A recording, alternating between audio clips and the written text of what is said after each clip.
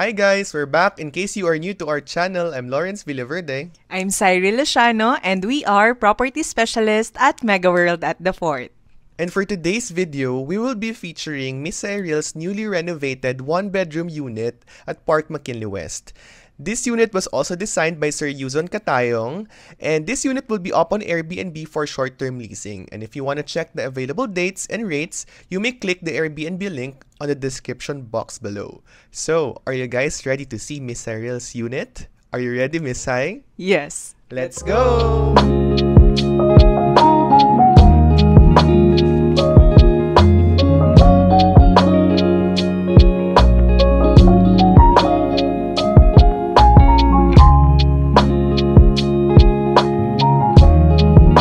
Hi guys! Welcome to my newly renovated one-bedroom unit here in Park McKinley West. Let's go! So, baliktad muna tayo dito, Lor. Ayan. So, before we start the tour, I would like to thank again Sir Yuzon and his team for doing a great job in renovating my unit. So, from bare to this kind of unit na. So, thank you so much, Sir Yuzon, and to your whole team. So, this is the this is my third unit na ni-renovate ni Sir Yuzon. So, I always hire Sir Yuzon because I love yung quality ng works niya and yung quality ng works and kung paano siya magtrabaho dito sa unit and paano niya na-turn over or na-deliver yung finished product ng mga renovation. So, kaya laging si Sir Yuzon din yung nire-refer namin sa clients. So, again guys, my unit is for Airbnb. If you want to check the rates and dates available, you can check in the description box yung Airbnb link. So, let's start! So, dito sa area na to, this is the laundry area. Lakas. So, this is the laundry area. So, I bought a washer and dryer. So, washer and dryer na to and then microwave. And at the same time, meron pa tayong extra storage dito sa taas. So, if madaming gamit si guest, so para hindi siya nakaklutter sa labas, dito na lang nila itago. So, ang laking storage. Ayan. So, in this side naman, this is extra storage again. So, this time, hindi lang painting ang pinang-cover ni Sir Yuzon. It's a cabinet na. So, normally, ito gustong kino-coveran to ni Sir Yuzon ng painting. But this time, extra storage siya for the, let's say, sampayan. So, fire extinguisher is here. And, ginaya ko yung sa isang unit ng client. Naubo ko. First aid kit. So, for the guests. And then, this one, bumili din ako na to. Charcoal siya. So, lagi ko tong ginagamit or lagi ko tong nilalagay sa unit after ng renovation ng units namin. Kasi nakakawala siya ng amoy nung pintura or dust. So, andyan siya. So, naglagay na din ako dyan. So, may makikita kayo. And in this side naman, this is the location for the shoe cabinet. So, I thought isang ganito lang yung gagawin ni Sir Yuzon. Pero nung nag-visit ako dito, isang buong panel, isang buong ganito pala siya. So, ang laki niya, ang dami. It can actually fit around mga 12 shoes and slippers. So, kung hindi nyo naman kailangan ng ganong kadaming shoes and slippers, you can use this as extra storage din. Ayan. So, dito sa side na to, we also have some decor. So, yung decors natin, binili ko siya from IKEA. I got this from IKEA. And then, yung mga plants. This one, yung frame. Tapos, pinrint ko lang to. Pinrint ko lang yung mga flowers, yung mga nasa frame. Pinrint ko lang siya para magkaroon ng medyo konting color, not just green. And this one, ito yung video intercom ni MegaWorld. So, if you have visitors downstairs, you can check them directly. This is a one-way camera. So, kayo lang yung makakakita sa kanila. So, ayan. So, if you have any concerns, you can call the concierge. Ayan. So, I also have this. I got this from H&M Home. So, ayan. Ganda. And naka-sale siya that time. So, by the way, this one pala, may cove light siya. I-on natin. Ganyan siya. So, pinatay lang namin siya kasi nag-flicker siya sa video. So, ayan. I-off na ulit natin para maganda yung quality. Ay, okay. So, dito din sa side. Ayan. So, dito sa side, May cove light din to. Pakita ko lang sa inyo very quick. So, ganyan din siya. So, off lang natin kasi yun nga, nag-flicker, hindi masyadong maganda. So, this is the kitchen area na. Sir Yuzon relaminated this cabinets kasi yung color na nakalagay dito before, it's only for Mega World and it's hard for Sir Yuzon to source kung ano yung color na yun. Kasi yung color na to, ito din yung gagamitin, let's say, dito sa cabinet na to and other cabinets dito sa unit. So, Sir Yuzon just decided na i-relaminate na lang para as is. And if you notice, change din namin to. It's a bronze mirror na, yung backsplash. Bronze mirror, and then, eto, yung countertop. So, yung countertop na to, ginaya ko yung sa isang unit namin na yung theme niya more on gray and then medyo dark colors na. Kasi very, very low maintenance. Grabe, ang sarap. So, parang ang dali niyang linisin and hindi siya nagmumukhang madumi agad. So, but this one, the cooktop, it's already provided na by Mega World. This one provided na. And even the sink, this one. So, eto, pina-change lang din namin. I-open ko lang. Super quick. So, ayan. Pina-convert ko to sa glass instead na ganito para magkaroon ng parang konting design. Hindi siya isang buong cabinet agad. So, kumpleto na din siya. Ayan. So, Airbnb ready na, guys. So, you can check out. Ayan. So, brand new yan lahat, guys. And here, this one naman, this is, if you also have a unit here in Park McKinley West na 35 square meters, and if you're wondering anong size ng fridge yung kakasya sa inyo, this is an LG fridge, it's 10 cubic feet. Parang 10 point something siya, 10.1, parang ganun. Pero 10 cubic feet, mag-fit na siya dito.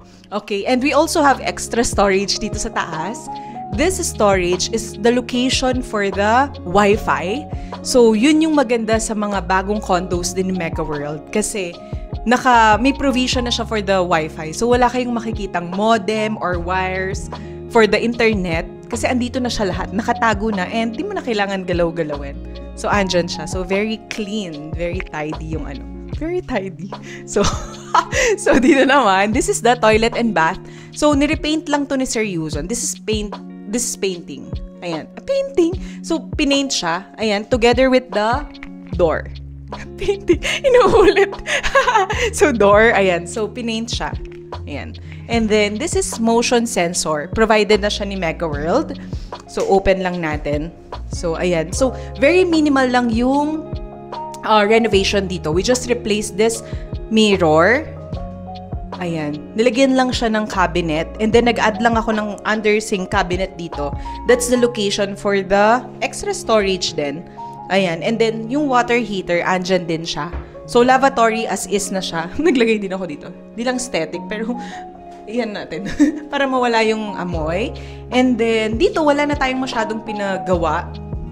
Partial glass enclosure, lahat na tong nakikita nyo na to, it's all provided by Mega World upon turnover ng unit nyo. So, very, very minimal lang. So, nakasave tayo ng malaki dito. And, by the way, yung tiles pala, hindi na din ako nagpaiba.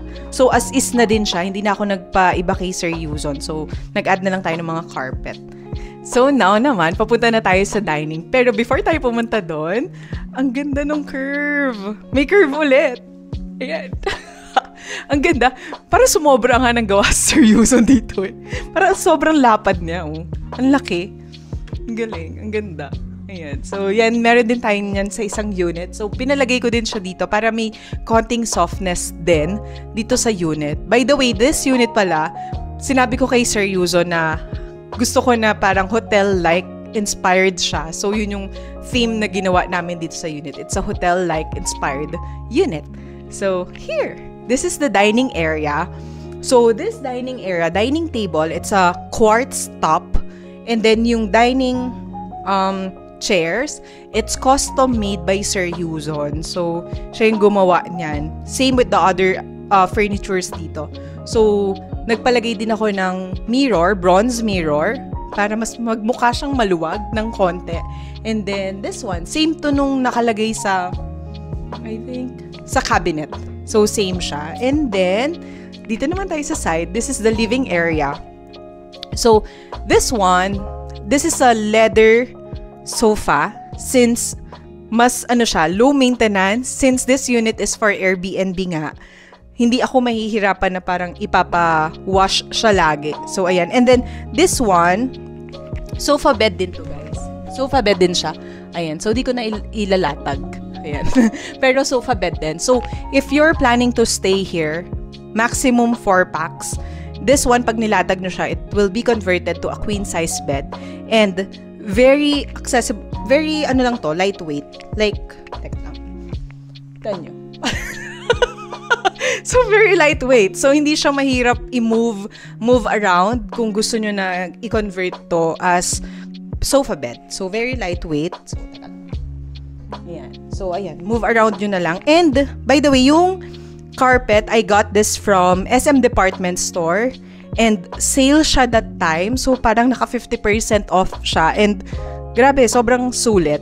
And, again, guys, the painting of Sir Yuzon Katayong. And meron siyang, ayan, may signature siya. So, thank you so much, Sir Yuzon. Nakakailang painting na ako sa'yo. So, libre siya or free siya na nilalagay ni Sir Yuzon dito. Wala tong additional payment. So, yung mga nire-renovate niya, laging may ganito. Ito yung pang-decor niya. Sarili niyang artwork. And, one of the things na nagustuhan ko din dito is this one. This is a travertine tiles. Ayan, travertine tiles. Medyo para siyang natural stone. So, this one, I asked Sir Yuzon during the rendering na gusto ko sa side na to may something light na parang may natural stone element. So, initially, I thought kamukha siya nung sa dining table na yung parang marble quartz type na may pa-flow-flow. Akala ko yun yung ilalagay niya. Pero, nung nag-turn over or nung binigay niya sa akin yung unit, done na, nagulat ako dito kasi sobrang ganda. As in, parang natural stone siya, guys. Pero travertine lang siya. Travertine tiles. So, that's one thing na gusto namin kay Sir Yuzon. Na gusto namin ginagawa kasi Sir Yuzon, nag-over-deliver talaga siya. So, better pa siya dun sa naiisip ko na design. So, super happy ako dyan. I'm so happy. So, yung furnitures pala, like yung sofa, yung dining, it's a custom made. So, even your unit is small or big or even you have a irregular shape unit, since custom made yung mga furniture ni Sir Yuzon, it will parang yung magiging finish niya or yung kalalabasan niya will be good kasi custom made siya, hindi siya binibili somewhere lang. So, it depends dun sa style or sa unit mo. So, now, we're here! So, this is lahat. Lahat na. So, this is the bedroom area. So, if you want to check pala yung itsura na to before the renovation, we'll be putting the link then dito sa description box kasi I uploaded the before renovation video dun sa personal YouTube channel ko. So, if you just want to check yung before and then ito yung after, check nyo yung sa personal YouTube channel ko. And before kasi, this one, may harang siya. So, natural, yung normal door na ganon. So, I decided na ipa-knock down talaga siya kasi mas malaki siyang tingnan, mas malaki yung feeling natin. So, ngayon, pocket door na lang siya. I'll just, pakita ko lang sa inyo, guys. Ayan. So, may privacy pa din if you have visitors. So, huwag na natin isagad. So, same din siya. Kaya, ito yung sinasabi ko sa inyo. Kasi, kaya, bakit pinalitan pa ni Sir Yuzon yung cabinet sa kitchen? Kasi, gagamitin niya yung same color na yon, same material, sa ibang mga parts dito sa unit. Para, magkakamukha siya. Hindi iba-iba ng style. So, dito naman, ayan. So, we have the built-in side table. Built-in side table. Ayan. So, pinaano ko din siya. Pina-float. Tama ba yung float? Floating shelves. Hindi floating shelves. Floating side table. So, hindi ako sure kung anong tama. Pero parang floating built-in side table. So, ayan yung pinagawa ko. Kasi, natuto kami dun sa isang unit na hindi siya floating hanggang floor. So, yung parang alikabok, naiiwan siya dito. Unlike ito, pag nilinis, madali siya. And you can also put another, like yung mga gamit or extra bag. So, dito. Ayan. So, yung decors, ayan, IKEA lang din. Then, pinrint ko. Tapos, this one, IKEA. So, here, dito naman tayo sa side. So, this is the cabinet pala. Initially, 3 doors to. So, 1, 2, meron pa siya dito. Nirequest ko kay Sir Yuzo na tanggalin yung extra na cabinet dito since I'll be using this unit again for Airbnb. So, hindi naman need ng mga guests talaga na sobrang laking cabinet. So, instead na 3 doors siya, 2 doors na lang and pina-convert ko na lang siya sa ganitong cabinet, lagayin ng mga decors. So, again, I got this from SM Department Store, IKEA, and H&M Home. So, doon ko lang siya binili. And I have some law books dito ng boyfriend ko. So, instead na nasa bahay lang siya, since hindi naman na siya ginagamit, so, nilagay natin siya dito. So, yung mga guests natin, Airbnb guests, you can also read. Ito, totoong libro yan. You can also read yung mga law books dyan. And here, this is the TV. So, this TV, it's LG din. It's LG and 55 inches siya. So, just reference if ever na you're planning to renovate or you're planning to buy, to furnish your unit din. So, 55 inches, okay na okay siya na size. So, yung background or yung wall decor dito, yung wall, it's travertine tiles din. So, same to nung nasa, ayan, ang ganda, no? Same siya nung nasa living area. So, meron dito and then meron din doon. So, as you can see, very cohesive yung design or yung mga nilagay dito ni Sir Yuzon. Parang may relation talaga siya sa isa't isa. Hindi yung biglang may nag-pop na ganung color. So, very cohesive siya mag-design. And another cabinet here. So, ayan. So, extra storage. Sobrang daming storage. Yan. So, here naman, this is the the bed. So, this is the bed. So, yung bed frame, it's also a custom made by Sir Yuzon. So, ito. Lahat na to, gawa niya. Yan. Ito yung ilalim. And then, this one, it's a drawer. I'm not sure if maano ka. Ay, hindi ko makuha. So, ito. Drawer siya. Ayan. Drawer. So, siya gumawa na to. So, I only bought yung mga pillows and mattress, and then yung mga duvet. I bought this from SM Department Store sa SM Aura. So, very convenient lang. Like, super lapit na lang nun dito. So, ayan. Binili ko na lang yan. And then, we also have here, a pendant light. I initially requested kay Sir Yuzon na dito nakalagay. Kasi ayoko nung may parang gumagalaw-galaw na ganyan. Pero, nung itatry na or ilalagay na, since maliit tong space, baka mabasag yung bronze mirror. So, Sir Yuzon just decided na if, eto na lang, pendant light na lang. And another built-in, floating, built-in side table. Ang haba naman nun. Basta may space siya sa ilalim. And another painting from Sir Yuzon. So, this one, I requested kay Sir Yuzon yung combination ng colors. Pink, yellow, green, and white. So, galing. Sinunod niya. So, if you have preference na mga colors, sabihin niyo lang yun kay Sir Yuzon. So, gagawin niya yun for you. And last, guys, so this is the curtain. Ito din yung isa sa pinaka-favorite ko na mga ginagawa ni Sir Yuzon, yung mga curtain. This is a blackout curtain din. And then, a sheer curtain. Since most of actually lahat ng units or condos ni Mega World, nire-require niya na white, beige, yung curtain outside. So, if you need a blackout curtain, parang double layer nyo na lang siya. So, dito siya. So, dito siya ginagalaw, guys. Pakita ko lang sa inyo. So, andito siya sa likod, sa gilid. And then, if you want to close, ayan siya. So, it's a blackout curtain.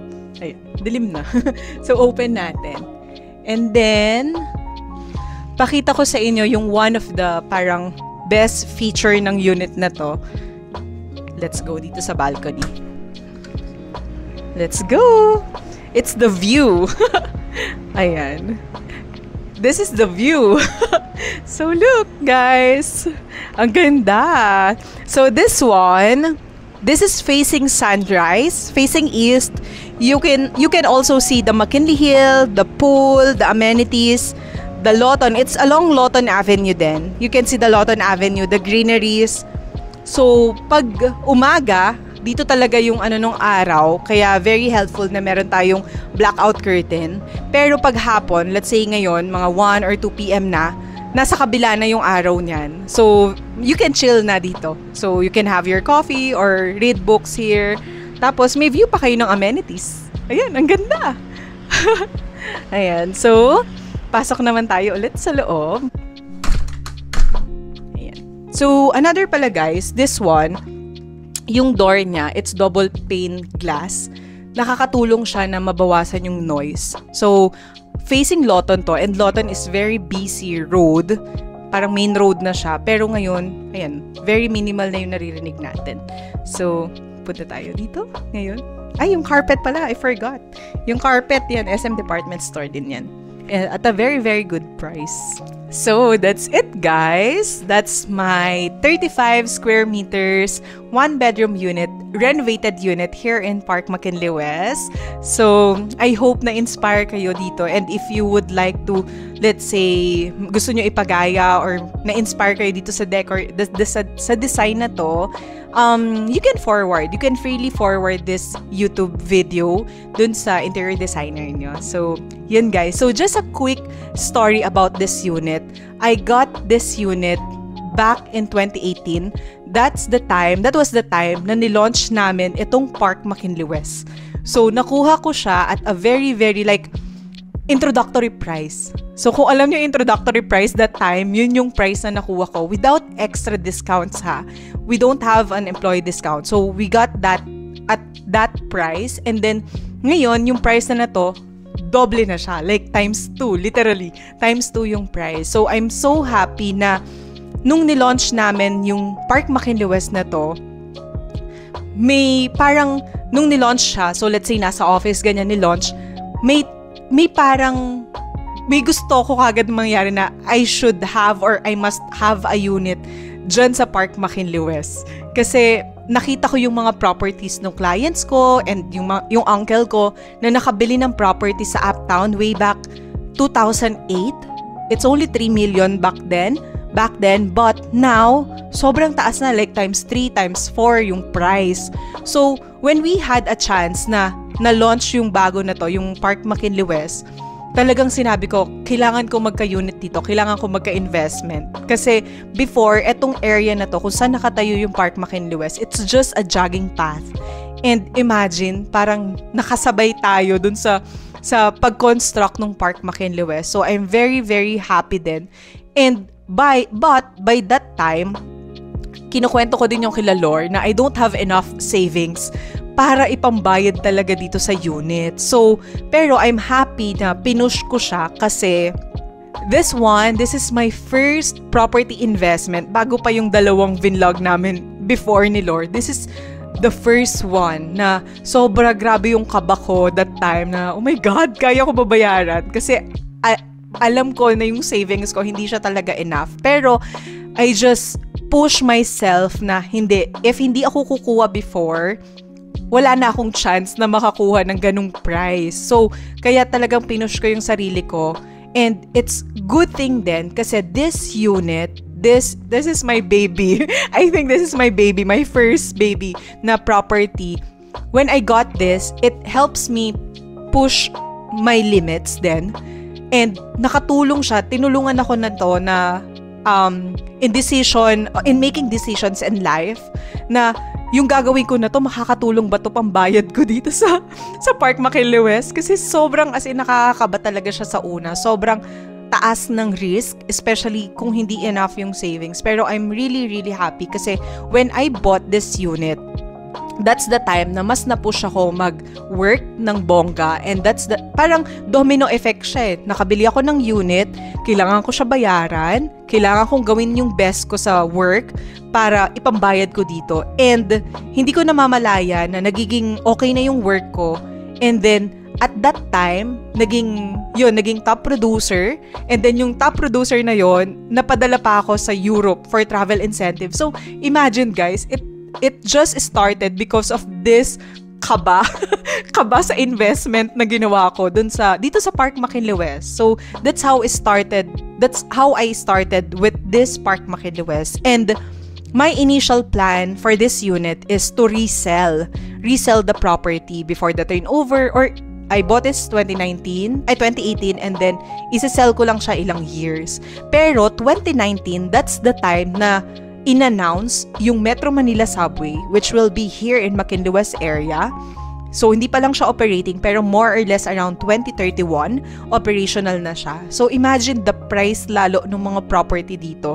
So, yun yung nag-push sa akin na, wag na, i-hold ko na lang tong unit na to for long term. And, yun, so super happy ako. And then, initially, dapat i-resell. And then, next plan is, dito ako titira. Pero, nung ginagawa na namin ni Sir Yuzon yung rendering dito, ang liit. Parang hindi enough kasi initially hindi ko siya ipapatibag hindi ko ipapa-knockdown yung wall. So, since ako yung titira, kailangan may privacy na ano talaga. So, hindi ko siya ipapa-knockdown.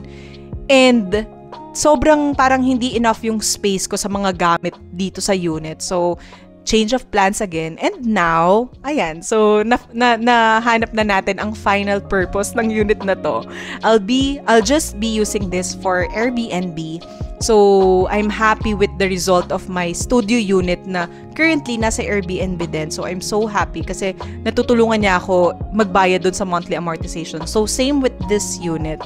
And one thing din siguro na I can share is that nakakakaba mag-invest, pero ang bilis lang ng time, ang bilis lang ng araw, ang bilis lang ng parang ng panahon, and hindi mo mamamalayan na makakabayad ka na pala, tapos na pala yung equity mo, tapos na yung mga responsibility mo dito sa unit. So ngayon, nasa ano na tayo, parang reaping stage na nung unit na to. So I'm just really, really, really grateful na nag-invest ako dito. So one of the things then na maganda sa mga pre-selling na units, like very flexible yung payment terms, and most of our clients are based abroad din So if you're not in a hurry, or if you're looking for a place or an investment na for your retirement, for example, for your retirement, pre-selling projects, I can say that's the best one, or that's the best thing na you can invest, pre-selling condos. Kasi nagma-monthly tayo, hindi natin namamalayan, and then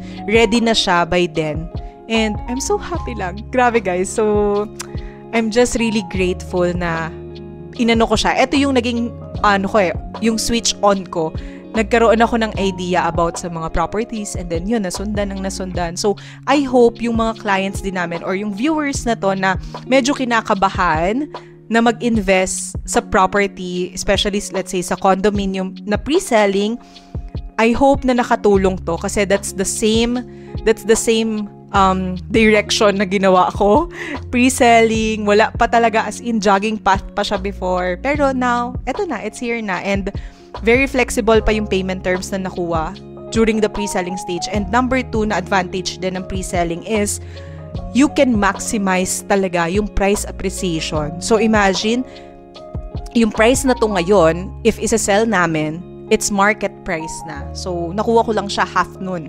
So ngayon, times 2 na yung price. So I'm so happy and grateful. Thank you so much. So that's it guys. So thank you so much for watching our vlog. And I hope na inspire kayo dito sa unit na to or sa journey ko in investing in a condos as well. So we're not just selling, but we're also investing in our product. So ako and si Lawrence, we are also investing in condominiums of Mega World. So I hope na yun, na-inspire kayo, and yun lang guys. Thank you again for watching. See you on our next vlog. Bye!